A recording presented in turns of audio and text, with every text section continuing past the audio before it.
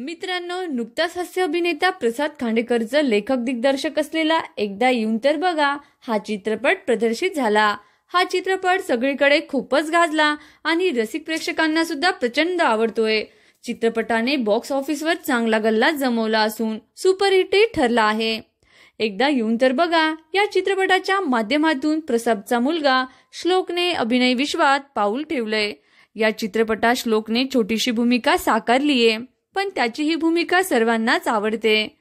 नुकताच श्लोकचा वाढदिवस झाला, तो 7 वर्षाचा पूर्ण झाला। मुलाच्या वाढदिवसाच्या निमित्ताने प्रसादने इंस्टाग्रामवर एक इमोशनल पोस्ट शेअर केली आणि त्यातून त्याने मुलावरचं प्रेम व्यक्त केलं। प्रसादने आपल्या मुलासाठी खूपच सुंदर पोस्ट लिहिली आहे आणि त्यातून त्याचं मुलावरचं असणारं प्रेम दिसून येतं। याआधी काही महिन्यांपूर्वी प्रसादने स्वतःचं घर घेतलं आणि या नवीन घराचं सुंदर इंटेरियर केलंय। त्यानंतर गृहप्रवेशही केला। प्रसादचं नवीन घर खूप सुंदर आहे। त्याने आपल्या नवीन घराचे फोटो सोशल मीडियावरही शेअर केले होते।